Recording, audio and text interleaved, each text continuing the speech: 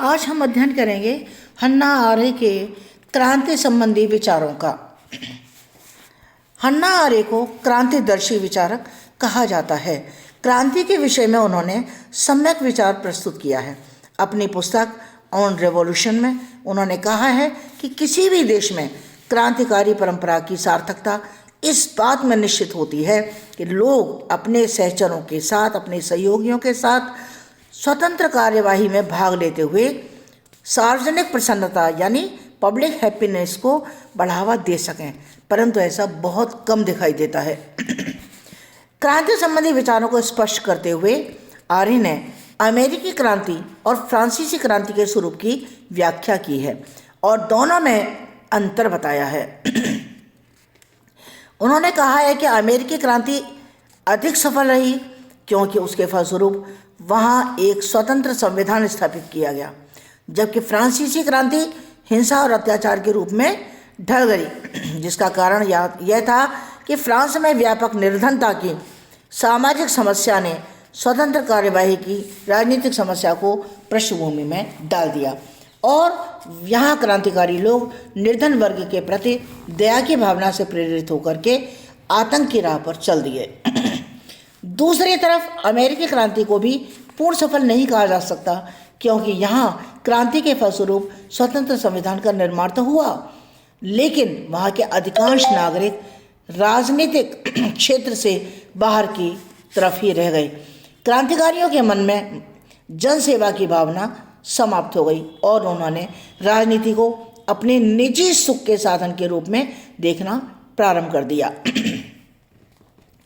आर्य के अनुसार किसी भी देश में क्रांतिकारी परंपरा की सार्थकता इस बात में होती है कि लोग अपने सहचरों के साथ स्वतंत्र कार्यवाही में हिस्सा लेते हुए सार्वजनिक सुख, पब्लिक हैप्पीनेस को बढ़ावा दे सकें, परंतु ऐसा बहुत कम देखने को मिलता है। राजनीतिक समाज को जिन अर्थों में हन्ना आरे ने ग्रहण किया है उसमें शासन का स्वरूप वो नहीं हो सकता जो पाश्चात्य चिंतन में प्लेटो से लेकर के अब तक के राजनीतिज्ञों ने स्वीकार किया है। इसमें शासन एवं सत्ता का भेद नहीं किया गया है। शासन सदैव शासक और शासित के भेद पर आधारित होता है। आदेश और आज्ञा पालन किसी शासकीय ध्येय के लिए अनिवार्य तत्व होते हैं, यानी एक शासक जो शासन करता है, जो आज्ञा देने का कार्य करता है, और शासित यानी जनता, पब्लिक, समाज उस आज्ञा को, उसके आदेशों को पालन करने का कार्य करती है। आर्य जिस राजनीतिक चिंतन की, राजनीतिक समाज की चिंता करती है उसे परिषद राज्य का नाम देती है। यह एक नवीन शक्ति संगठन पर आधारित होता है और यह संघीय आधार पर संगठित होता है। इसका स्वरूप गणतंत्रात्मक होता है और यह निरंतर प्रजातंत्र को अनुप्रमाणित करता रहता है। हन्ना आरे से लोक स्वप्न, पीपल्स यूटोपिया भी कहते हैं। मार्गरेट कैनोवन ने कहा है कि परिषद राज्य व्यवहार के माध्यम से आर्य अपने चिंतन के प्रजातांत्रिक एवं निरंकुशवादी पहलुओं में सामंजस्य प्राप्त करना चाहती हैं। इस प्रकार के राजनीतिक समाज का निर्माण केवल क्रांतिकारी कार्य के द्वारा ही किया जा सकता है। तो हारे के अनुसार क्रांति की अवधारणा आधुनिक विश्व में उत्पन्न होती है। इससे नवीनता और स्वतंत्रता का आगमन होता है। यह सामाजिक व्यवस्था में मौलिक परिवर्तन का उद्देश्य रखती है। क्रांति नींव की स्थापना करती है। वस्तुतः आर्य की क्रांति की परिभाषा से इतिहास में घटने वाली बहुत सी क्रांतियाँ क्रांति नहीं रह जाती। आर्य की क्रांति की आलोचना करते हुए मॉरिस क्रेस्टन कहते हैं कि उसके लिए अमेरिकी क्रांति ही केवल आदर्श क्रांति थी।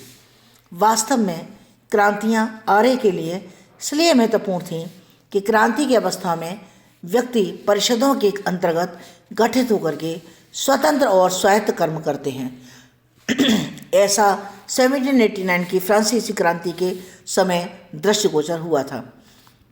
क्रांतिकारी परंपरा से व्यवस्था जन्म लेती है और परिषद राज्य की स्थापना की और व्यक्ति अग्रसर होता है।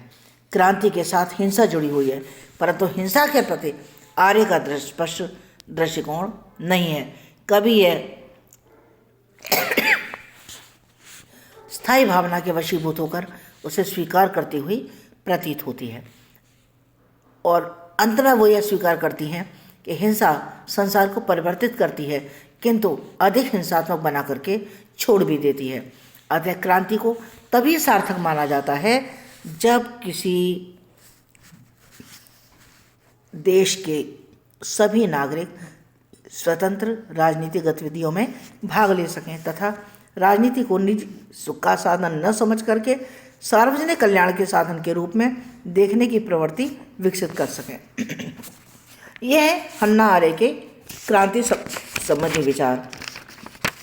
अब हम अध्ययन करेंगे हन्ना आरेख के विचारों का मूल्यांकन। हन्ना आरेख ने अपनी अद्भुत विश्लेषण शक्ति के द्वारा 20वीं शताब्दी की नवीन सामाजिक परिस्थितियों तथा राजनीतिक चिंतन में सराहनीय योगदान किया है। उनके चिंतन में अनेक मौलिक स्थापनाएं प्रस्तुत की गई, फिर भी उन्हें किसी विशेष चिंतन प्रणाली के साथ नहीं जोड़ा जा सकता। उन्होंने मानवीय दशा का जो विवेचन किया है वह तथ्यों के निकट है, परंतु जब वह यथार्थ समस्याओं के समीप आती हैं उस समय वह उनके व्यापक स्वरूप तथा समाधानों से दूर हट जाती है।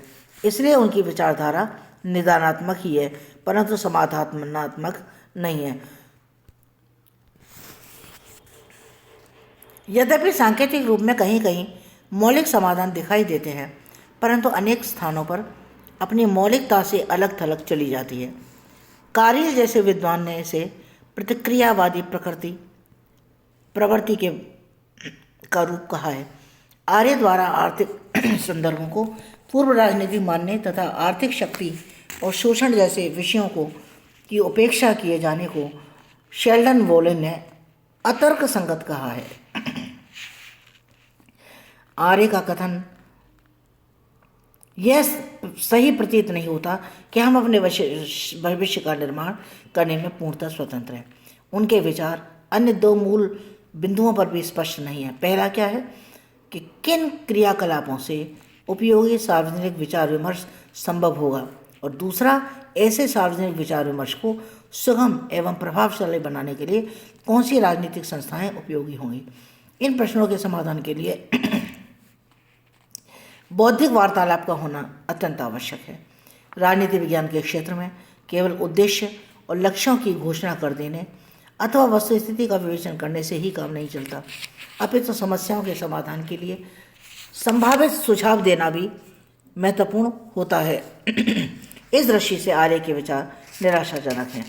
मानवीय गतिविधियों को 3 भागों में बांटने की विधा को भीखू पारेख ने स्वेच्छाचारी माना है। ऐसी भी स्थितियाँ हो सकती हैं जब ये तीनों गतिविधियाँ एक दूसरे से जुड़ जाएं। इसके अलावा चिंतन और कर्म में इनका तीखा भेद क्या उचित है? क्यों केवल कर्म में ही स्वतंत्रता निहित है? इतिहास में अमर होना श्रेयस्कर है। क्यों काल के बाहर सनातन जीवन का महत्व क्यों कम है? यह संभव प्रतीत नहीं होता कि सार्वभौम सिद्धांतों को मानवीय बहुलता से वियोजित किया जा सके। मानवीय समाज एक सापेक्ष की अवधारणा है, यह किसी सार्वभौम सिद्धांत को उत्पन्न नहीं कर सकता। Professor A.K. शरण ने अपने लेख the concept of social science के में आर्य की आलोचना करते हुए उचित ही कहा है कि वचनबद्धता एवं क्षमा के प्रत्यय के बिना ईश्वरीय अथवा परमाणुवीय सत्ता में विश्वास कोई अर्थ नहीं रखते। लेकिन सर्वाधिकारवाद के विषय में हन्ना आर्य का विश्लेषण निसंदेह बेजोड़ है, अद्वितीय है, परंतु आधुनिक युग के जनपुंज मास सोसाइटी समाज की विकृतियों को दूर करने के लिए उसके द्वारा प्रदत्त सुझाव व्यवहारिक नहीं है। प्रत्येक सुझाव के स्वरूप, परिणाम तथा विकल्प पर विचार किया जाना चाहिए।